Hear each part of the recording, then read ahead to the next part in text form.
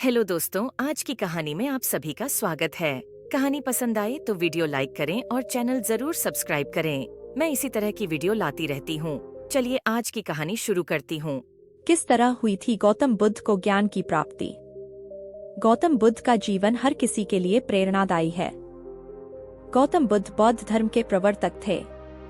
इनका जन्म 483 ईस्वी पूर्व तथा महापरिनिर्वाण 563 ईस्वी पूर्व में हुआ था। बचपन में उनको राजकुमार सिद्धार्थ के नाम से जाना जाता था।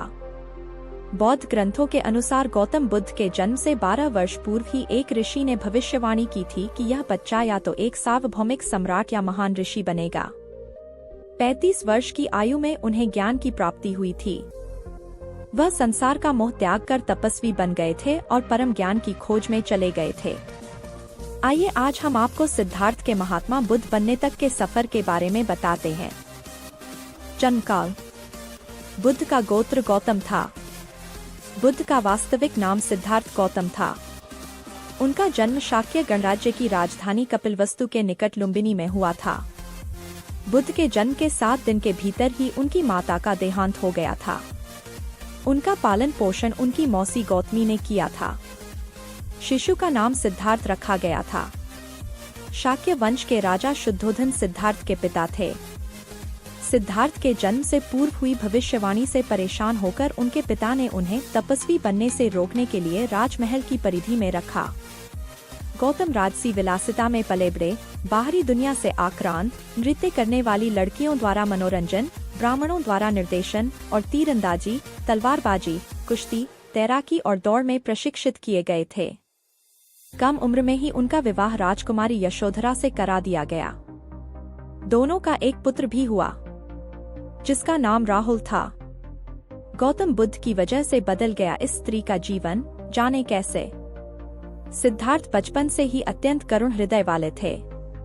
वह किसी का भी दुख नहीं देख सकते थे। इतने प्रयासों के बाद भी 21 वर्ष की आयु में उनकी अपने राज्य कपिलवस्तु की गलियों में उनकी दृष्टि 4 दृश्यों पर पड़ी। ये दृश्य थे एक वृद्ध विकलांग व्यक्ति, एक रोगी, एक पार्थिव शरीर और एक साधु। इन 4 दृश्यों को देखकर सिद्धार्थ समझ गए थे कि सबका जन्म होता है, सबको बुढ़ापा आता है, सबको बीमारी होती है और एक दिन सब मृत्यु को प्राप्त होते हैं। इससे व्यथित होकर उन्होंने अपना धनवान जीवन, अपनी पत्नी, पुत्र एवं राजपाट का त्याग करते हुए साधु का जीवन अपना लिया और जन्म, बुढ़ापा, दर्द, बीमारी और मृत्यु से जुड़े सवालों की खोज में निकल गए। ज्ञान की प्राप्ति। सिद्धार्थ ने अपने प्रश्नों के उत्तर ढूंढने शुरू किए। समुचित ध्यान लगा पाने के बाद भी उन्हें इन प्रश्नों के उत्तर नहीं मिले। फिर उन्होंने तपस्या भी की लेकिन अपने प्रश्नों के उत्तर नहीं मिले। इसके बाद कुछ और साथियों के साथ अधिक कठोर तपस्या प्रारंभ की। ऐसे करते हुए 6 वर्ष व्यतीत हो गए। भूख से व्याकुल मृत्यु के निकट पहुंचकर बिना प्रश्नों के उत्तर पाए वह कुछ और करने के बारे में विचार करने लगे थे। एक गांव में भोजन की तलाश में निकल गए, फिर वहां थोड़ा सा भोजन ग्रहण किया। इसके बाद वह कठोर तपस्या छोड़कर एक पीपल के पेड़, जो अब बोधिवृक्ष के नाम से जाना जाता है, के नीचे प्रतिज्ञा करके बैठ गए कि वह सत्य जाने बिना उठेंगे नहीं। वह सारी रात बैठे रहे और माना जाता है यही वह क्षण था जब सुबह के समय उन्हें पूर्ण ज्ञान की प्राप्ति हुई थी। उनकी अविद्या नष्ट हो गई और उन्हें निर्वाण यानी बोधि प्राप्त हुई और वे 35 वर्ष की आयु में बुद्ध बन गए। बुद्ध को शाक्य मुनि के रूप में भी जाना जाता है।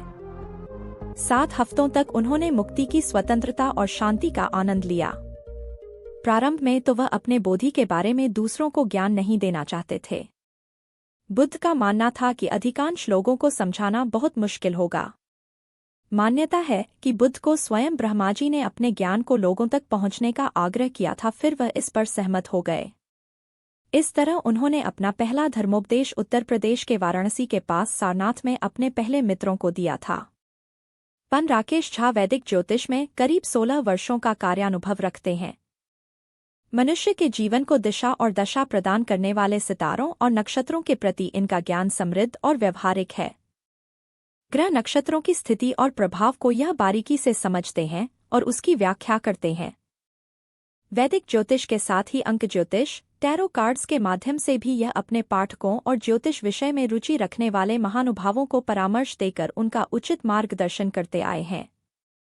इसके साथ ही दैनिक राशिफल और ग्रह गोचर संबंधी विषयों और उनके प्रभावों से भी यह ज्योतिष विषयों में रुचि रखने वालों को सटीक जानकारी प्रदान करके उनका मार्गदर्शन करते हैं।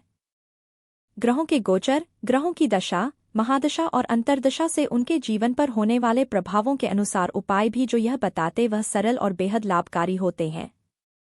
इससे प्रतिकूल परिस्थितियों को पार करने का बल और सामर्थ्य भी प्राप्त होता है। ज्योतिष और आध्यात्मिक विषयों के साथ ही संगीत में भी इनकी गहरी रुचि है। दरअसल इनका मानना है कि संगीत का संबंध ईश्वर से है, जो हमारी आत्मा को परमात्मा से जोड़ने का काम करता है। संगीत में वह शक्ति है जो आत्मिक शांति प्रदान करता है और जीवन के प्रति एक अलग सोच और दिशा प्रदान करता है।